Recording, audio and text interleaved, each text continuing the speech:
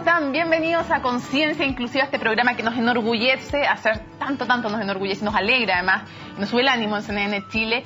Hoy vamos a hablar de un tema clave, un tema que tiene que ver con personas en situación de discapacidad, pero no solo con personas en situación de discapacidad, y es las licencias para los padres, para las madres, para los abuelos o quien sea que tenga que estar a cargo de un menor que está seriamente enfermo. ¿Cuál es la cobertura que se da en el sistema privado y público? ¿Qué pasa con el sistema de salud? ¿Qué pasa con el sistema también de trabajo en Chile? ¿Qué dicen los jefes finalmente cuando alguien tiene que ausentarse más de una vez y por periodos prolongados?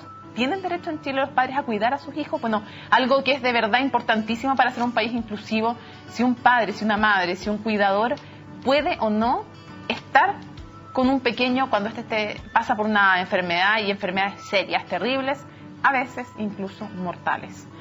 Y para eso tenemos un panel de lujo hoy día para conversar sobre el tema de las licencias para los padres o cuidadores de menores de edad. Nos acompaña Angélica Ramírez. Angélica, muchas gracias por estar con nosotros. Muchas gracias por la invitación. Los agradecimos, somos nosotros que está acá. Ella es mamá de Alexander Sierra, un niño de 9 años con atrofia muscular espinal tipo 2. Ella ya nos va a contar de qué trata esto, porque siempre en el programa vamos aprendiendo además de nuevas patologías. Es de Antofagasta, se tuvo que venir a Santiago justamente por la enfermedad de su hijo, nos va a contar su historia, y hoy trabaja media jornada en un hogar de ancianos. Muchas gracias por estar con nosotros. Muchas gracias a usted por la invitación. Nos acompaña también la diputada Carla Rubilar. Diputada, gracias por acompañarnos en Conciencia Inclusiva. Muchas gracias por la invitación. Diputada independiente y desde el 2011 apoya la agrupación Sin Licencia para Cuidar. Nos gustaría mucho que se llamara Con Licencia para Cuidar, pero hoy por hoy se llama Sin Licencia para Cuidar, que está formada por padres cuyos hijos padecen cáncer.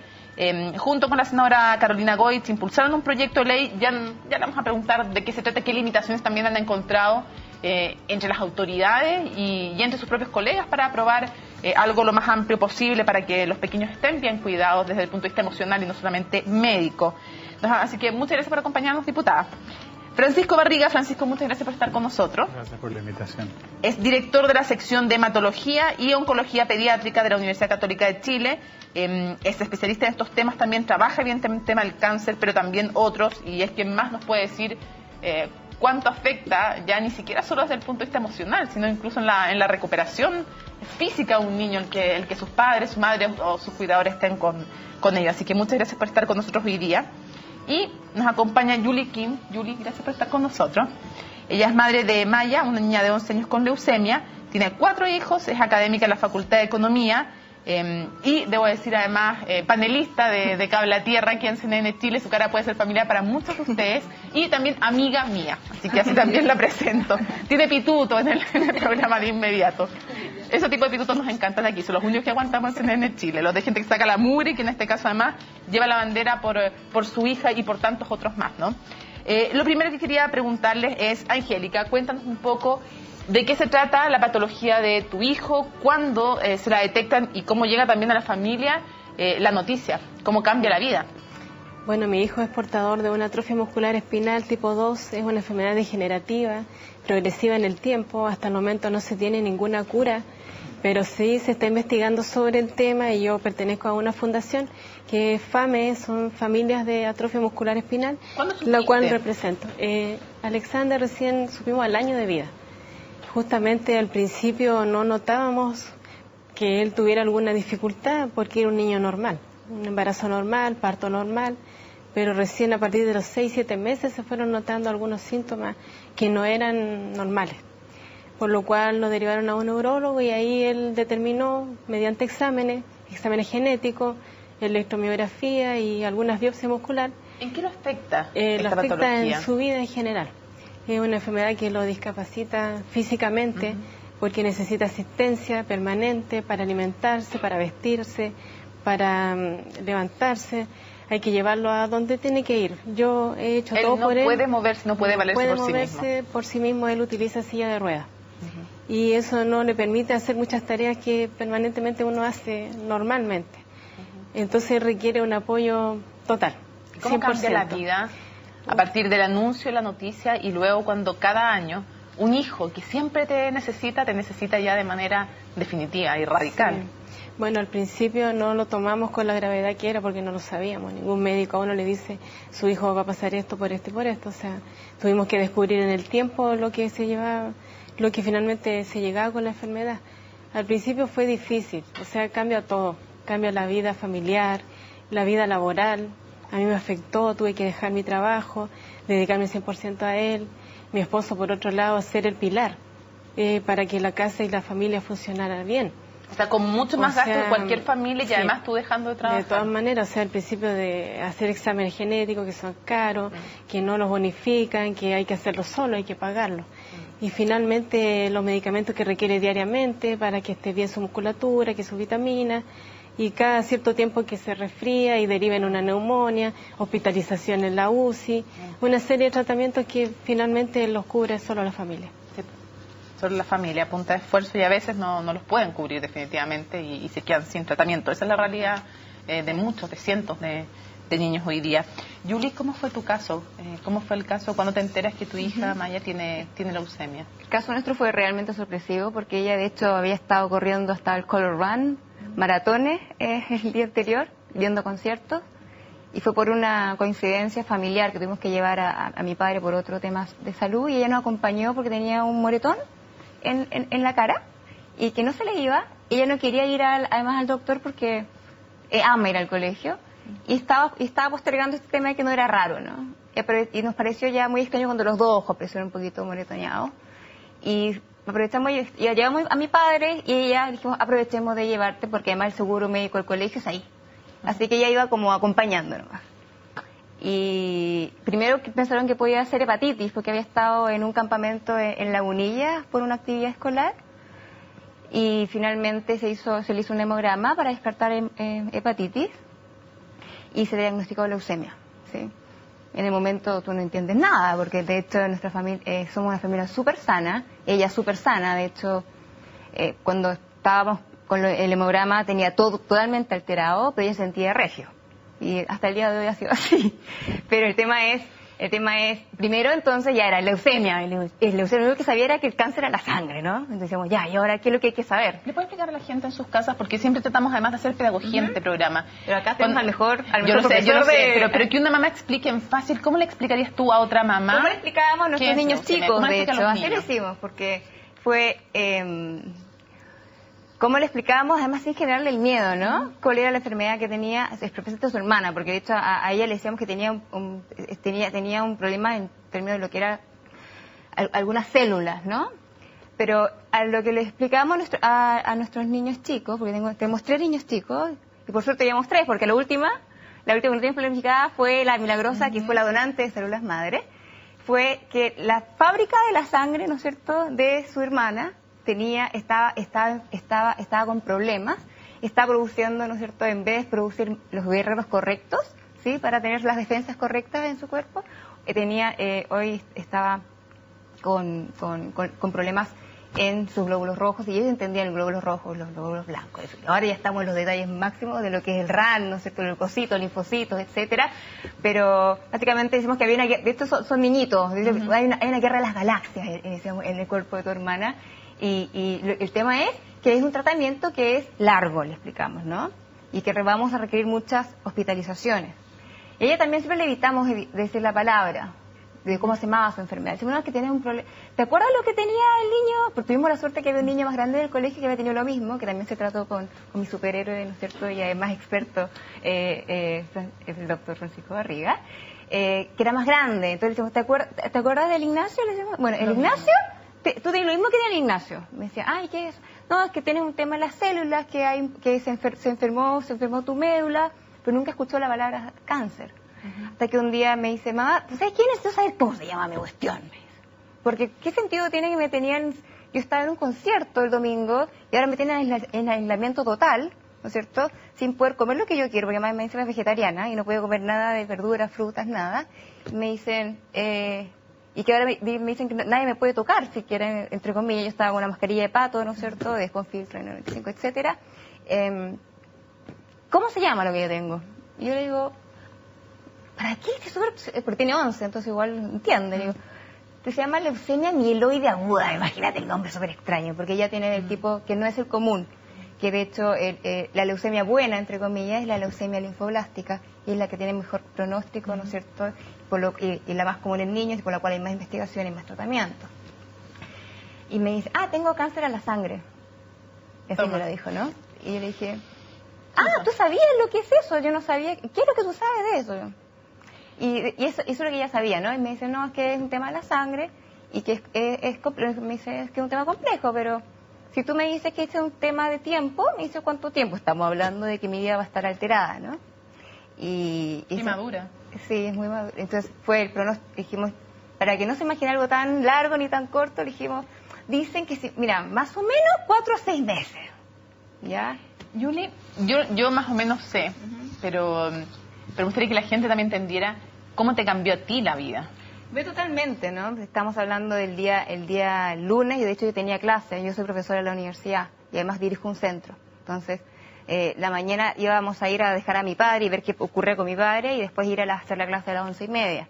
Por suerte ya tenía cubierto, como iba a ir con mi papá, tenía cubierto con mis ayudantes, que de hecho todo el equipo que trabaja y mis colegas han sido totalmente, me han apoyado al 1000% en lo que ha sido este proceso, que por suerte ha sido corto, porque ha sido muy distinto, si hubiese sido distinto el caso. El tema es, desde entonces yo nunca más supe de nada más, ¿no es cierto?, lo que no fuese contener a mi hija y protegerle la información en cómo le llegaba y cuidarla en términos tanto de bienestar emocional, ¿no es cierto?, y los riesgos reales de lo que son, mientras está dentro del hospital, hasta uno se vuelve, dicen, son no oncólogas, son momcologists, ¿no es cierto? Somos oncólogas las mamás, uno se vuelve ya especialista en el tema, ¿no? Aunque yo al principio no quería saber nada, yo soy súper matea para mis cosas, pero dije, yo no quiero saber nada porque mi hija no es un número. Dije, para mí, mi hija... siendo terapeuta... mi hija, aunque me digan que tiene cáncer mieloide del peor pronóstico y no vaya a haber donante, decía, no me importa porque ella va a salir adelante. Pero te cambia totalmente. Y además que tienes que seguir con los otros 3 hijos. Que también no hay que dejar de lado. Y de hecho nunca ni siquiera tuve tiempo para avisar. Y dije, ¿saben qué? Avisé por lo de mi padre, que no iba a ir a la universidad, y de ahí me desaparecí, ¿no? Porque con la primera licencia, entre comillas, porque tuve la suerte que tenía una amiga psiquiatra en la misma clínica. Te ayudó. Ya vamos a ver, justamente quiero preguntarle, diputada, ¿podríamos resumir en simple, hoy, las cosas como están, cuáles son los derechos que tiene un padre, una madre o cualquiera que cuida a un menor de edad? Porque según la edad, además, es distinto, según la edad que tiene el menor. Sí, bueno, hoy día, el hijo menor de 1 año, en las enfermedades graves, tiene efectivamente su madre la posibilidad de acceder a una licencia. Sin embargo, posterior a ese año de edad, lo que se tienen son 10 jornadas que se tienen que recuperar. 10 jornadas al año. 10 jornadas al año que se pueden recuperar si uno acumuló tiempo, digamos, o definitivamente descontarlas. Y sería. No hay ni una protección más. Pregunta, ¿puede ser la madre o el padre el que se tome, cualquiera que está al cuidado del menor, el que se tome cuando tiene menos de 1 año? Eso nosotros lo que estamos afectando. No. Lo que es ahora. No. Solo la madre tiene ese derecho. Solo la madre tiene ese derecho. Aunque sea enfermedad grave y tenga menos de 1 año y la madre no esté en condiciones de cuidarlo. Así es algo que estamos cambiando, pero hoy día solo la madre.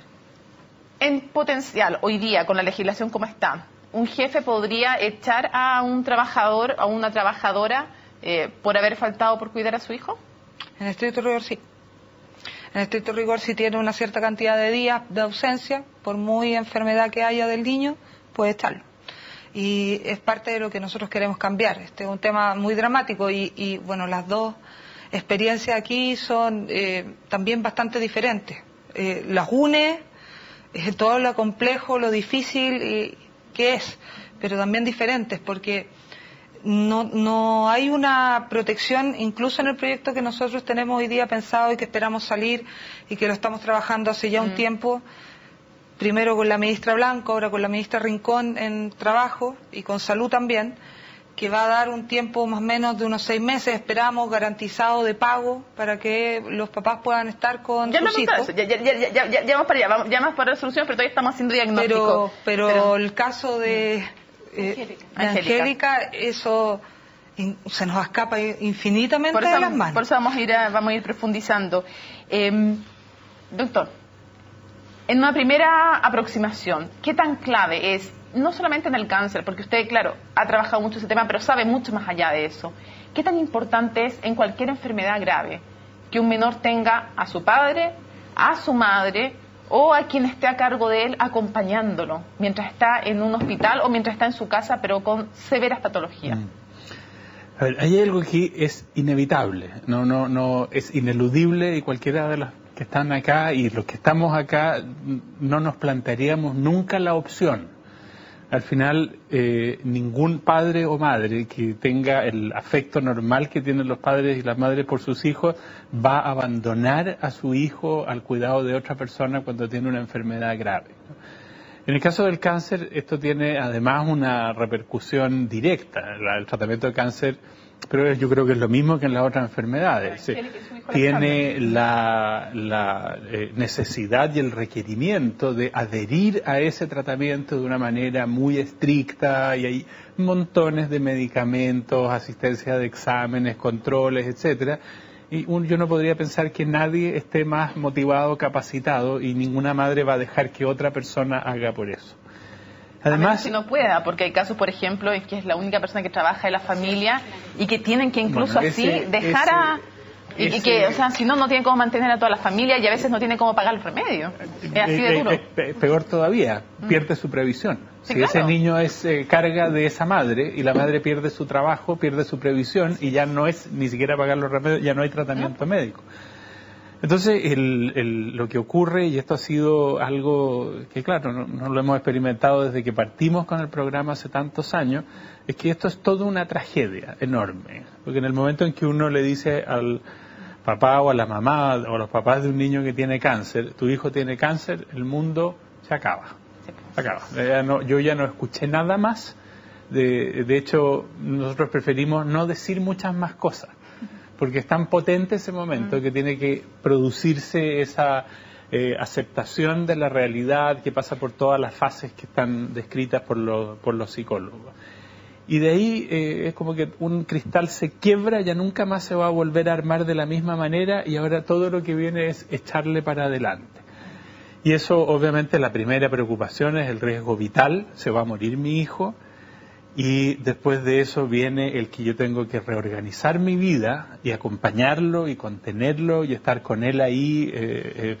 Hay además un reacercamiento. Esto pasa mucho en los niños que ya no son bebés, que son más grandes, incluso en los adolescentes, que vuelven en su desarrollo y se vuelven a pegar a la mamá cuando ya estaban empezando a abrirse. Los niños necesitan de la presencia. Los niños no entienden de los tratamientos ni de las rutinas. Un niño en un hospital está aterrado, vive así en un estado de pánico hasta que aprende la rutina. ¿Por qué? Porque en su situación cualquier persona entra a la pieza y le hace cualquier cosa que a él le duela. Entonces, para los niños las dos cosas más importantes son que no duela y que mi mamá o mi papá estén al lado mío. Eso hace esto más o menos llevadero, ¿ya? Pero después viene ya el tomar conciencia de la realidad, que la vida se acabó, que la vida de mi hijo está en peligro, y que ahora además empezamos a entrar en una dinámica de costear todo el tratamiento de esta enfermedad. Afortunadamente, y desde que yo comencé a trabajar hace más de 20 años, ha habido una progresión enorme en lo que es el cáncer infantil, con los resultados que eso significa, tanto en el sistema público como privado. Esta es una enfermedad que está garantizada por el GES, eso hay una gran ventaja. Sobre muchas otras enfermedades que no tienen ni siquiera arancel FONASA, y por lo tanto ni siquiera ni siquiera el sistema privado te lo cubren, ni y el sistema público no da abasto.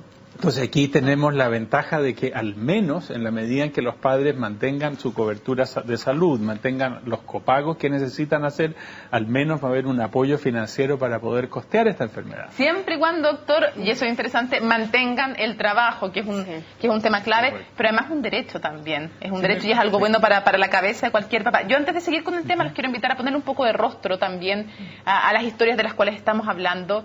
El hijo de Angélica, Alexander, y su papá nos van a contar también de su historia. Veamos.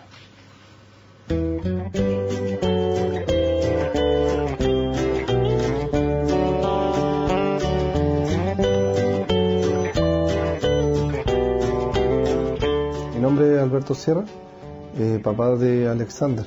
Él sufre de atrofia muscular espinal, ya que se la detectamos al año mediante un examen de ADN. Ellos de un momento a otro generan una enfermedad que para ellos puede ser fulminante. Entonces siempre estamos como bien complicados con el tema de los tiempos, porque un simple resfrío a ellos en un día se le empieza a agravar y ya entran a la UCI inmediatamente.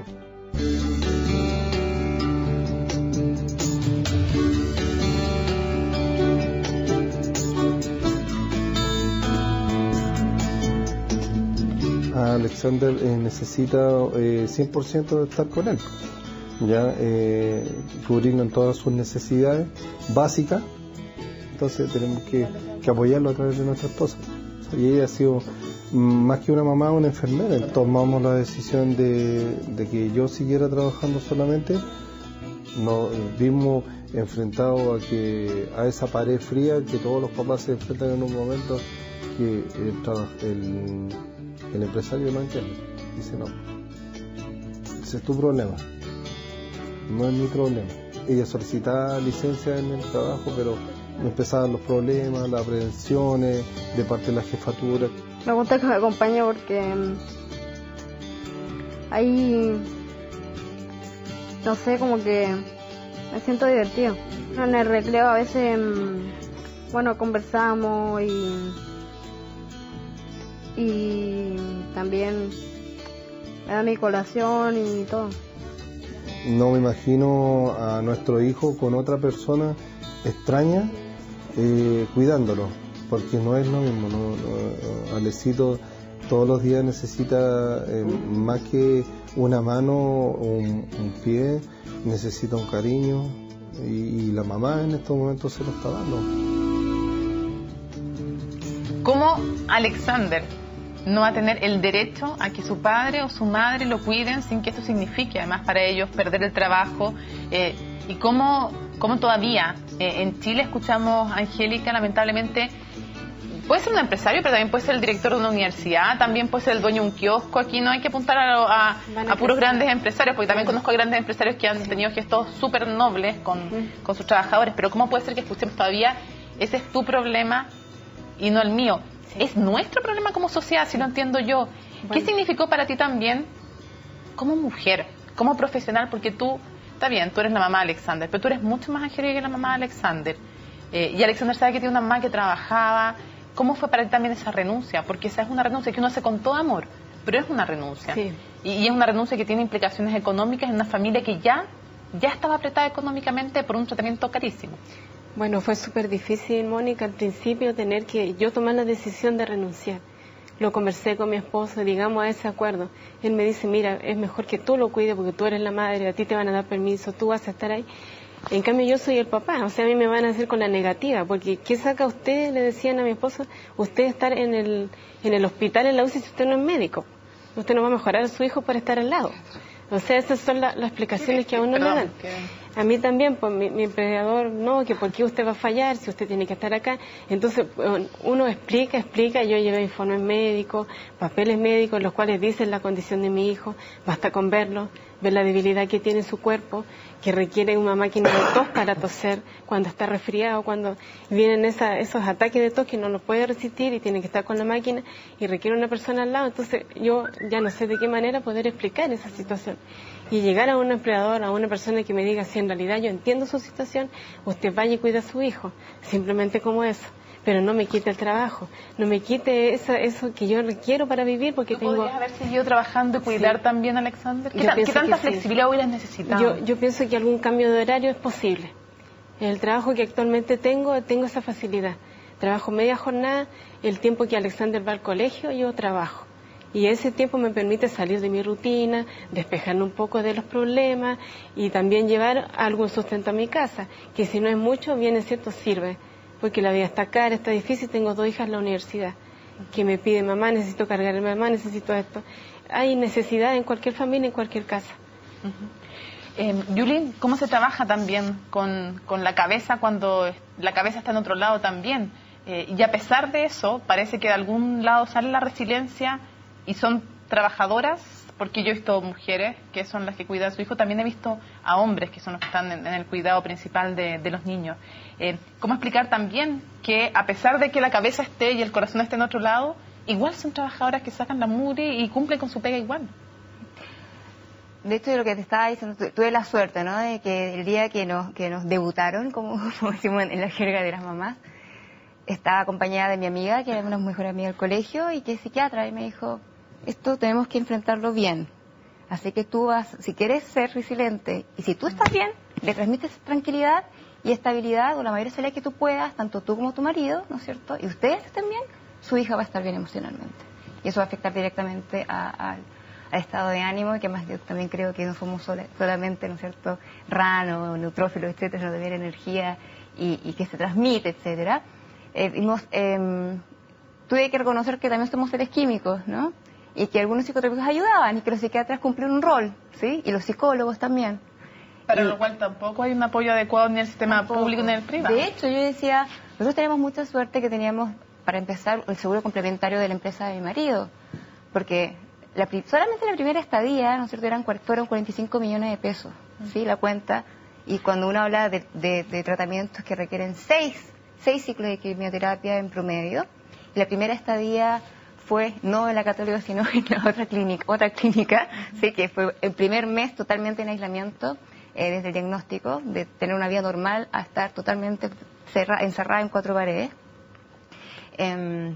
Es lo que sí he visto, y lo he visto en las mamás que he logrado conocer en lo que he vivido en la Católica, que son justamente esta realidad de muchas mamás de regiones, ¿no es cierto?, que además de lo que es el impacto emocional y el impacto económico, además están separados de sus otros hijos, ¿no es cierto?, y por meses, ¿sí?, y que ningún ESAPRE te va a pagar, ni un seguro social te va a pagar, además, el departamento que tienes que arrendar, ni la comida que tú tienes que pagar, ¿no es cierto?, para comer acompañando a tu hijo, cuando en todas las pediatrías te exigen que más tiene que haber un cuidador. Porque tú no puedes dejar solo un hijo, entonces te lo exigen, solo en UCI porque se reconoce médicamente que tú no puedes dejar solo un niño. Yo decía, mi hija tiene 11, y dice, gracias a Dios tiene 11, y es consciente, y ella misma revisa, ¿no es cierto?, los protocolos casi, ¿no es cierto?, y etcétera. Pero a mí me contaban enfermeras de casos de incluso la mamá, si tú no estás con el nivel de cansancio, mamás que se quedan dormidas 2 segundos, y la leucemia, que es el cáncer más común en los niños, en general se da en infantes entre 2 a 5 años. Entonces han habido casos de niños que la mamá quedó dormida, porque además tú duermes en un sofá cama que es incomodísimo, ¿no es cierto? Y además con los controles cada 2 horas. Y eso ya es un privilegio, porque ese sofá cama está en la clínica privada, en la clínica privada, porque en el hospital público no, olvídate del hospital. Que la mamá dormitaba y los niños se habían sacado el grip, se habían sacado el catéter, o cortan cables de la quimio, ¿no es cierto? Y hay que aislar el área. Y prácticamente la mamá es la enfermera. Si tú no eres capaz de dejar a un niño de 2 años sano, jugando solo en un patio, ¿cómo vas a dejar a un niño enfermo que está con una quimioterapia y está neutropénico, ¿no es cierto?, solo? Sí. No hay ningún sentido. Vamos a hacer una pausa en Conciencia Inclusiva, y al regreso vamos a conocer nuevos casos y vamos a hablar también de cómo debiera ser este sistema, cuáles son los cambios que están planeando en el Parlamento, hasta dónde llegan, hasta dónde un país que se considera un país en donde caben todos y todas debiera llegar también para que sus niños estén bien cuidados. Lo conversamos al regreso en Conciencia Inclusiva. Continuamos en Conciencia Inclusiva. Hoy el tema es las licencias, o más bien la falta de licencia, para los padres, las madres o los cuidadores de menores con enfermedades graves o con discapacidades graves, o a veces enfermedades que se transforman finalmente en una discapacidad. Diputada, desde su perspectiva, con todo lo que hemos escuchado además, ¿cómo debiera ser? ¿Quién debiera asumir el costo de estas licencias? Porque parece súper brutal y parece, esta es una opinión mía de la cual yo me hago cargo, por lo tanto, parece una violación de un derecho humano, que es el derecho al cuidado, a la vida y a la salud, que un niño no tenga que tener a su madre o a su padre al lado, si es que es posible, o alguien que lo cuide de una enfermedad grave. O sea, un niño internado en un hospital, parece muy brutal que el Estado no garantice que alguien lo va a acompañar. Y comparto plenamente su opinión. ¿Cómo debería ser? Después me cuenta el proyecto que están tramando. Es súper duro, porque efectivamente, ¿cómo debiera ser? Debiera ser que cualquier papá o cualquier mamá pudiera cuidar a su hijo en una enfermedad como una leucemia, que tiene un periodo en que esperamos que se recupere, ¿no es cierto?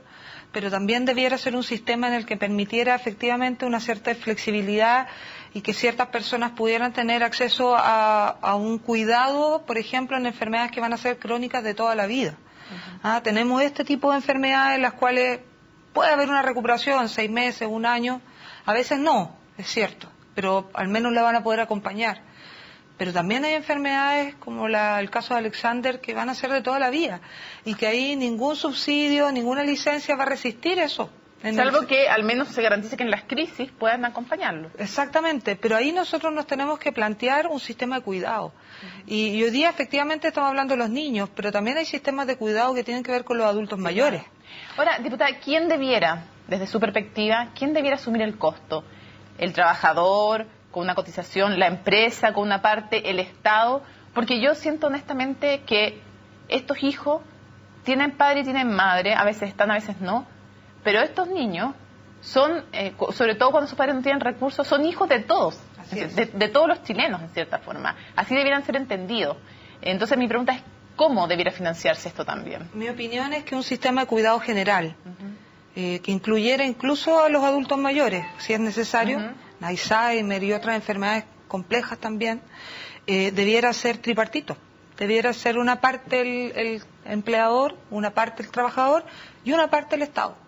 Y eso permitiera de una forma universal y solidaria financiar a quienes le toque. Efectivamente podría yo no tocarme nunca, pero podría ser que sí. Y en eso, en una sociedad solidaria, debiéramos compartir entre todos ese riesgo y cubrir esa posibilidad al que le toque, al que lamentablemente le toque asumirlo. Ni qué decir, diputado, usted ha trabajado los temas de salud, que tampoco hay cobertura psicológica o psiquiátrica para los padres que enfrentan algo así de brutal. No, y algunos, como decía aquí Judy, tienen la posibilidad de, en este tema tan catastrófico, tener una licencia psiquiátrica porque están enfermos. O sea, perdónenme, un papá que le dicen que su hijo tiene una leucemia o que tiene una enfermedad grave, crónica de toda la vida, que va a ir dañando sus músculos, o sea, muchos de ellos van a caer en depresión. Es decir, están enfermos de verdad. Y esa licencia es una licencia real de ese papá o de esa mamá. El problema que tenemos es que muchas veces esas licencias se rechazan.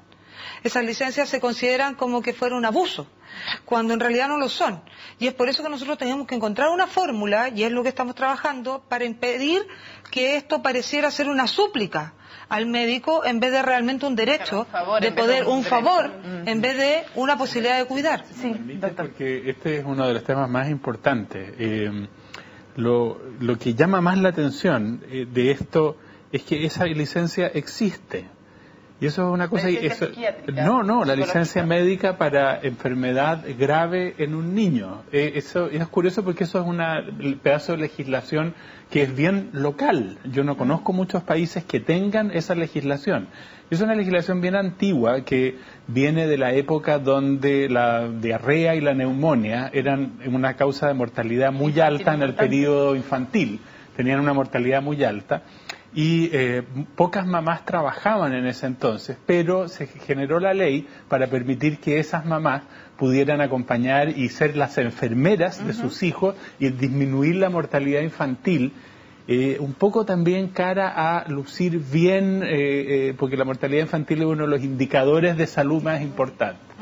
Pero ahora, ¿qué pasa? Que ya todo eso ya se acabó, ya casi ningún niño fallece por una neumonía o una diarrea, entonces ahora nos encontramos con estas enfermedades graves.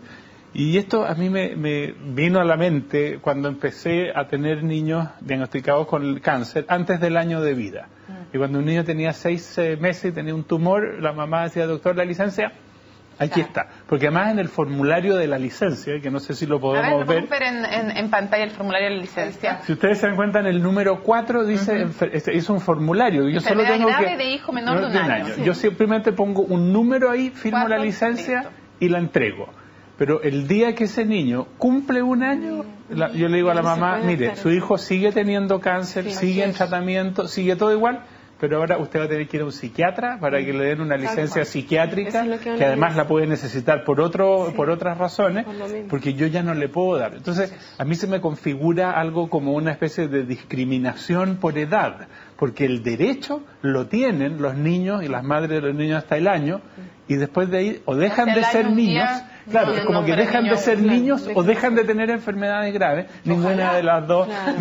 Ninguna de las Era dos. la edad y dejaron de tener la Exacto. enfermedad. Sí. Yo les quiero invitar a conocer un nuevo caso, el caso de Soledad Osorio y de Juan Pablo, su hijo.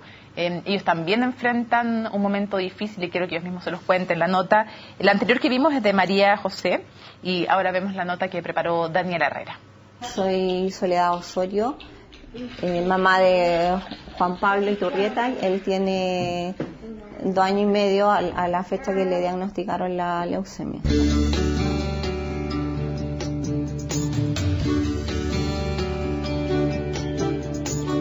Fue el 9 de febrero. De pronto te encuentras, tienes tu familia armada, tu día a día, como cualquier persona. Y te llega esto y te encuentras en un mundo súper doloroso. Para mí no existía otra cosa que sacarlo adelante a él. No existía mi trabajo y te olvidas incluso dejas de lado un poco al resto de la familia, porque empiezas un día en día en que vives en la clínica. La clínica es tu hogar. Yo trabajo en oficina, un horario de oficina de lunes a viernes. Estoy a cargo de un área y tuve que dejarlo todo de un día a otro. O sea, un día yo pedí permiso a mi jefe para llevarlo al médico y de ahí nunca más volví.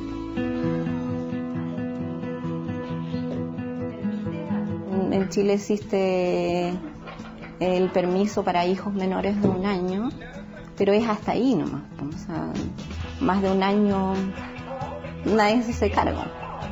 Imagínate tú, él con 2 años y medio, ¿quién lo va a cuidar mejor que yo?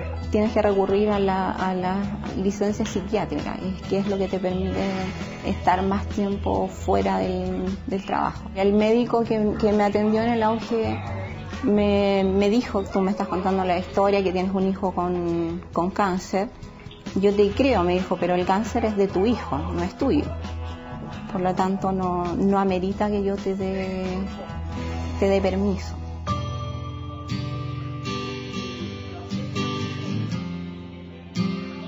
Bueno, yo le pediría a la presidenta que nos escuche, que día a día están saliendo casos de niños con cáncer y que firme luego el proyecto de ley, el que está desde el 2008, digamos ya durmiendo. No podemos andar haciendo, mira, toda esta cantidad de trámite para conseguir una licencia para poder cuidarlo y que además después no te las paguen. Y las mamás necesitamos estar con nuestros niños día a día. Es difícil agregar algo más que lo que dice Soledad y ver la cara de Juan Pablo es la mejor justificación de por qué ese niño tiene ese derecho, si esto no es un favor que le podríamos hacer como sociedad. Pero hay otro tipo de discriminación también que tiene que ver con centro y periferia, respecto de recursos y también geográficos. Angélica, tú viviste en Antofagasta, la diferencia que hay en la atención de salud, como si aquí se violan los derechos, un derecho humano básico que es la salud, en regiones, y mientras más lejos sea, peor. ¿Cómo es allá el tema? Es una diferencia abismante. O sea, allá el doctor, hay un solo neurólogo en provincia. En la ciudad de Antofagasta hay un neurólogo para una ciudad entera. Entonces, ¿de qué diferencia estamos hablando? Acá en Santiago hay montones. Si hoy no me atiendo en el hospital, voy a otro, y si no voy a una clínica, y voy a otra, y a otra, y a otra.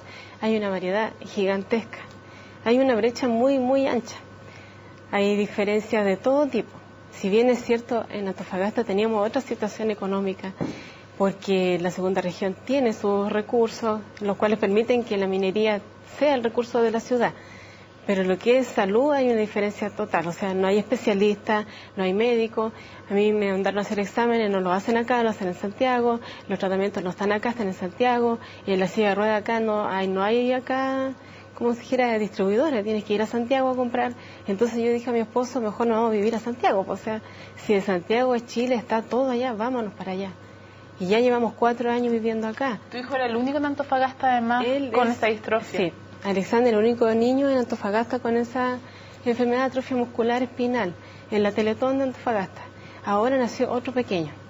Nosotros nos vinimos y acá se formó una fundación que es con familias de atrofia muscular, y hay otro pequeño que nació ahora en Antofagasta. Él es el único que está ahora allá.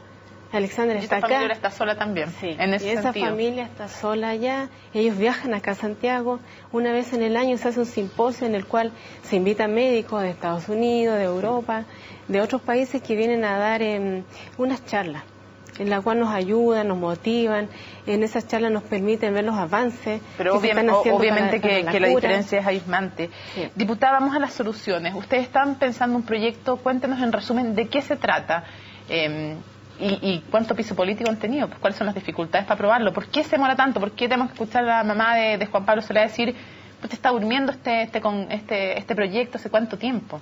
Sí, hay un proyecto que es una moción efectivamente del senador Bianchi con otros senadores de hace muchos años, que era un permiso sin goce de sueldo. Mire qué bonito, con más gasto una familia y además sin goce de sueldo. Claro, entonces nosotros nos unimos a una cierta cantidad de parlamentarios muy transversal para decir que no, que eso no era lo que nosotros necesitábamos, que nosotros necesitábamos que esto fuera pagado. Licencia por 6 meses es lo que plantean ustedes en el proyecto. Nosotros pedíamos un año. Un año. Para ser bien honestos, pedíamos un año porque entendíamos que había diferencias. Bueno, intentamos en el gobierno anterior del presidente Piñera nos reunimos con la ministra del Trabajo, Evelyn Matei, con la gente de salud, y el tema de que fuera una licencia generó un conflicto y no fuimos capaces de que el Ejecutivo pudiera empujar el proyecto. Yeah. Porque lo enredó, según ellos, el tema de las licencias, de que fuera una licencia.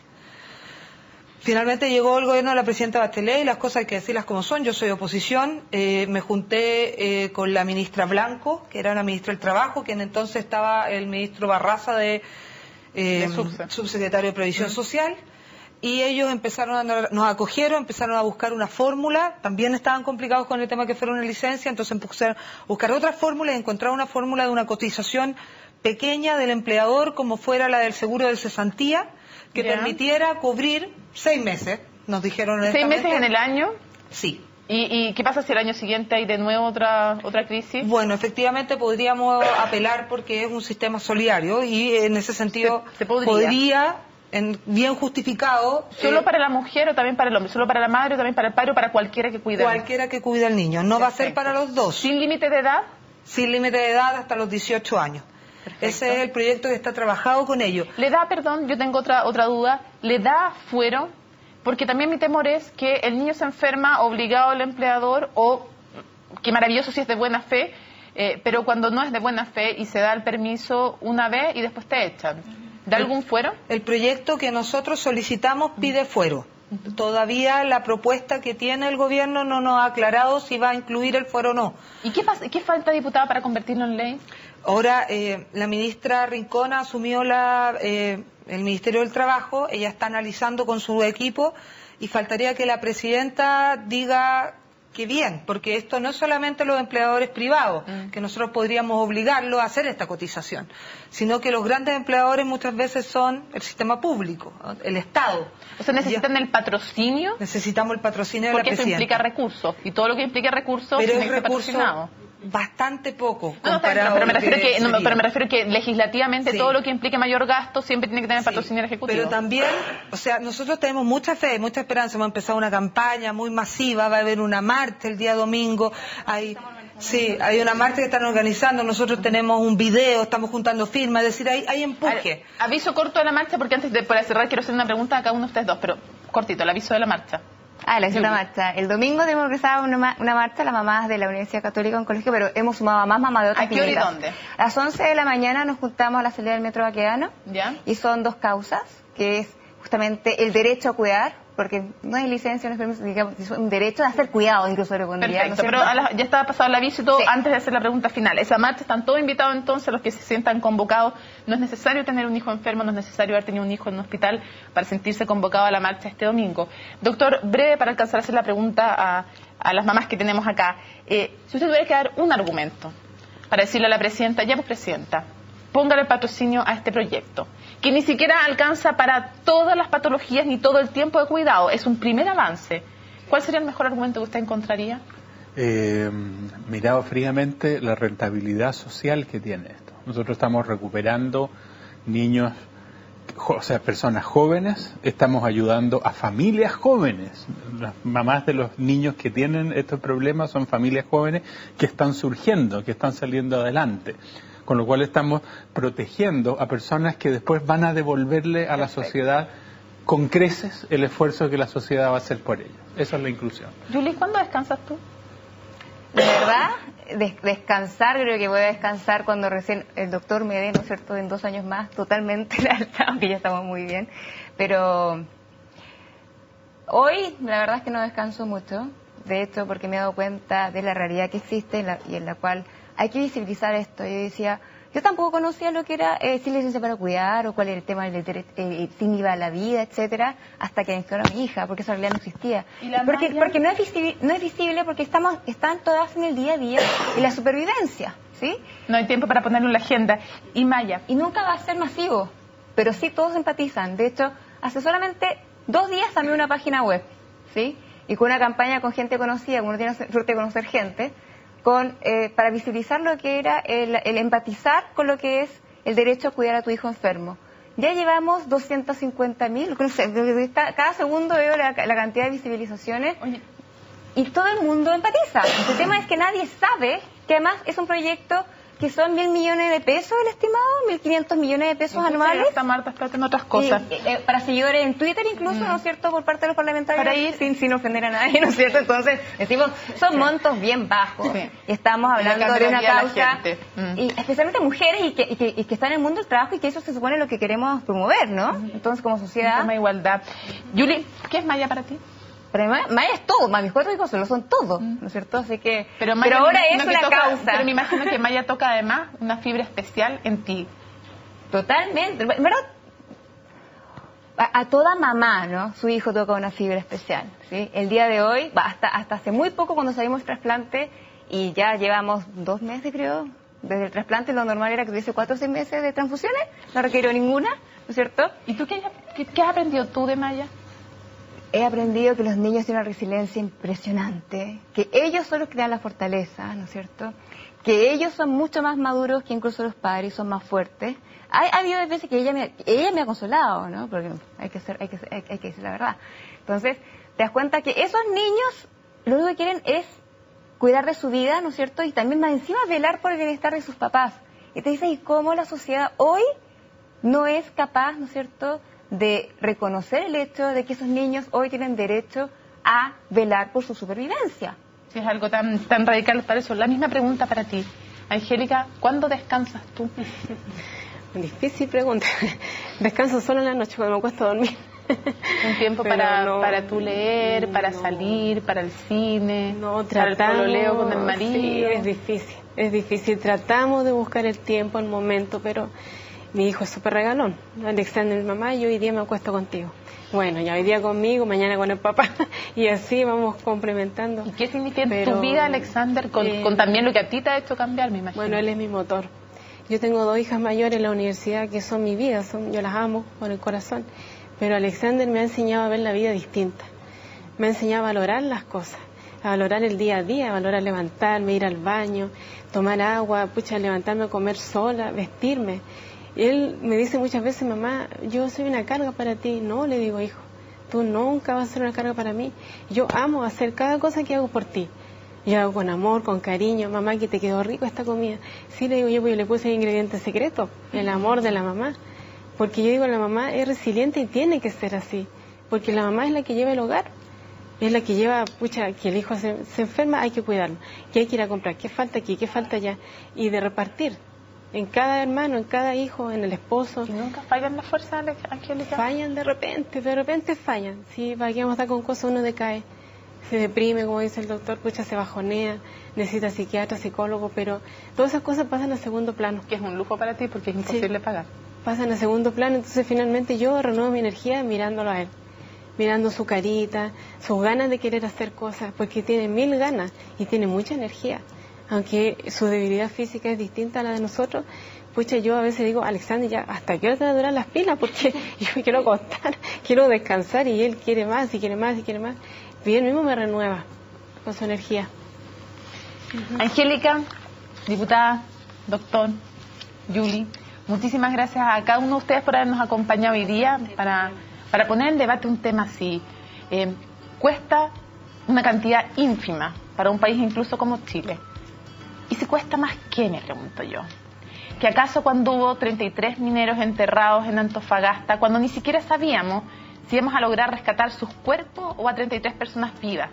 Y luego cuando supimos que estaban vivas, ¿a alguien se le ocurrió decir que hay que dejarlos en el fondo de la mina porque es muy caro invertir tanto dinero para rescatar a 33 personas?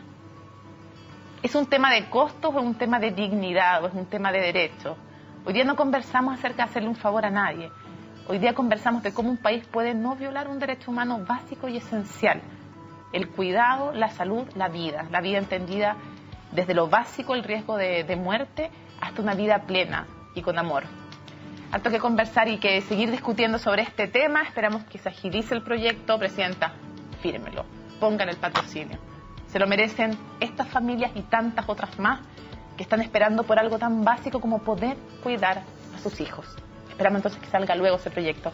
Gracias por habernos acompañado en Conciencia Inclusiva. Nos vemos la próxima semana.